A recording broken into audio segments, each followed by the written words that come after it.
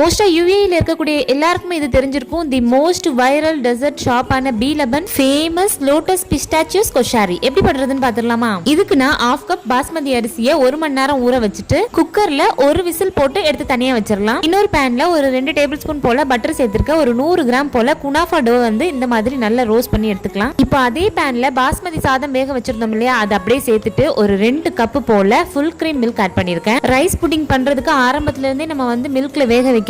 ஆனா ரொம்ப டைம் ஆகுன்றதுக்காக நான் குக்கர்ல ஒரு விசில் போட்டு எடுத்துட்டேன். எந்தவித தண்ணியும் சேர்க்காம நல்ல மில்க்ல இந்த அளவுக்கு குழைவா வந்ததுக்கு அப்புறம் உங்களுடைய ஸ்வீட்னஸ்க்கு ஏற்ற மாதிரி நீங்க வந்து கண்டென்ஸ் மில்க் ஆட் பண்ணிக்கலாம். நான் ஒரு 3 இருந்து 4 டேபிள் ஸ்பூன் போல சேர்த்திருக்கேன். அதுக்கப்புறமா கொஞ்சமா வந்து வெனிலா எக்ஸ்ட்ராக்ட் சேர்த்திருக்கேன். கடைசியா ஒரு டேபிள் ஸ்பூன் ஃப்ரெஷ் கிரீம், அப்புறமா ஒரு டேபிள் ஸ்பூன் வெண்ணெய் சேர்த்து நல்லா மிக்ஸ் பண்ணிட்டு ஆற வச்சிடலாம். இப்போ ஒரு பவுல்ல 2 டேபிள் ஸ்பூன் போல ஃப்ரெஷ் கிரீம், அப்படி இல்லைன்னா குக்கிங் கிரீம் எது வேணாலும் எடுத்துக்கலாம். 2 டேபிள் ஸ்பூன் போல கண்டென்ஸ்டு மில்க், 1 கப் பால் சேர்த்து இந்த மாதிரி நல்லா பீட் பண்ணி எடுத்துட்டீங்க அப்படின்னா இந்த அளவுக்கு சூப்பரான கிரீமா கிடைக்கும். அதுக்கப்புறம் நம்ம பிஸ்டாச்சியோ ஸ்ப்ரெட் ரெடி பண்ணணும். அதுக்காக 100 இருந்து 150 கிராம் போல பிஸ்டாச்சியோஸ் எடுத்திருக்கேன். இது நல்லா இந்த மாதிரி ஒரு மிக்சர் ஜார்ல சேர்த்துட்டு 1 டேபிள் ஸ்பூன் போல சீனி சேர்த்து நல்லா அரைச்சு எடுத்துட்டு வந்துடலாம். இந்த அளவுக்கு பவுடரா இருக்கணும். இதுல 1/2 கப் பால், 1 table spoon condensed milk, 1 table spoon போல வெண்ணெய் சேர்த்திருக்கேன். இதை நல்லா பீட் பண்ணி எடுத்தோம் அப்படின்னா சூப்பரான கலர்ல பிஸ்டாச்சியோ ஸ்ப்ரெட் ரெடி ஆயிடும். இதுல எந்த விதமான ஆர்டிபிஷியல் கலர்ஸும் சேர்க்கல. அண்ட் அகைன் லோட்டஸ் பிஸ்காஃப் பிஸ்கெட்ல ஒரு ஸ்ப்ரெட் அண்ட் ஒரு கிரம்பிள் பண்ணணும். இதுக்கு நான் ஒரு 5-6 பிஸ்கெட் போல மிக்சர் ஜார்ல சேர்த்து நல்லா அரைச்சு எடுத்துக்க போறேன். இந்த கிரம்ஸை கொஞ்சம் தனியா எடுத்து வச்சுப்பேன். இது வேற எதுக்கும் இல்ல, மேல கார்னிஷிங்காக யூஸ் பண்றதுக்கு. பின்ன இதே மிக்சர் ஜார்ல